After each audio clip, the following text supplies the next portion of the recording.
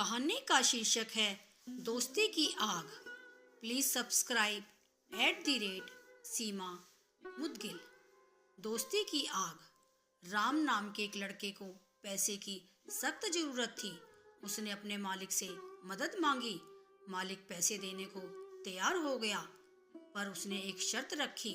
शर्त यह थी कि राम को बिना आग जलाए कल की रात पहाड़ी की सबसे ऊंची चोटी पर बितानी थी। अगर वो ऐसा कर लेता तो उसे एक बड़ा इनाम मिलता, और अगर नहीं कर पाता तो उसे मुफ्त में काम करना होता। राम जब दुकान से निकला तो उसे एहसास हुआ कि वाकई कड़ाके की ठंड पड़ रही है और बर्फीली हवाएं इसे और भी मुश्किल बना रही हैं। उसे मन ही मन लगा कि शायद उसने ये शर्त कबूल कर बहुत बड़ी बेवकूफ़ी कर दी है। घबराहट में वह तुरंत अपने दोस्त श्याम के पास पहुंचा और अब सारी बात बता दी। श्याम ने कुछ देर सोचा और बोला, चिंता मत करो, मैं तुम्हारी मदद करूंगा।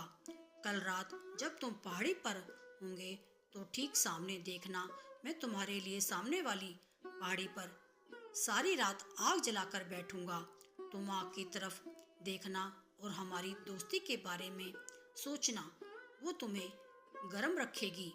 और जब तुम रात बिता लोगे तो बाद में मेरे पास आना, मैं बदले में तुमसे कुछ लूंगा। राम अगली रात पहाड़ी पर जा पहुंचा। सामने वाली पहाड़ी पर श्याम भी आग जलाकर बैठा था।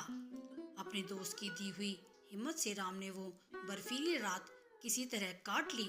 मालिक ने शर्त के मुताबिक उसे ढेर सारे पैसे इनाम में दिए। इनाम मिलते ही वो श्याम के पास पहुंचा और बोला, तुमने कहा था कि मेरी मदद के बदले में तुम कुछ लोगे, कितने पैसे चाहिए तुम्हें? श्याम बोला, हाँ, मैंने कुछ लेने को कहा था, पर वो पैसे नहीं हैं। मैं तो तुमसे एक वादा लेना चाहता हूँ। वादा करो कि अगर कभी मेरी जिंदगी में भी बर्फीली हवाएं चलें तो तुम मेरे लिए दोस्ती की आग जलाओगे। राम ने फौरन उसे गले लगा लिया और हमेशा दोस्ती निभाने का वादा किया। फ्रेंड्स, कहते हैं दोस्ती ही वो पहला रिश्ता होता है जो हम खुद बनाते हैं। बाकी रिश्तों के साथ तो हम पैदा होते हैं। सचमुच अगर हम अपनी लाइफ से दोस्तों को म्यूज कर दें तो जिंदगी कितनी खाली लगे। दोस्त होने का मतलब सिर्फ खुशियां बांटना नहीं होता।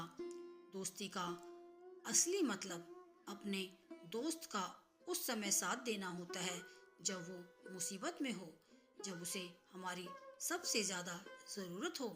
क्या आपको कोई सच्चा दोस्त है? बिल्कुल है, तो वही है जिसके आप सच्चे दोस्त हैं।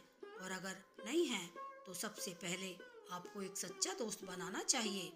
अपने आप ही आपका एक सच्चा दोस्त बन जाएगा।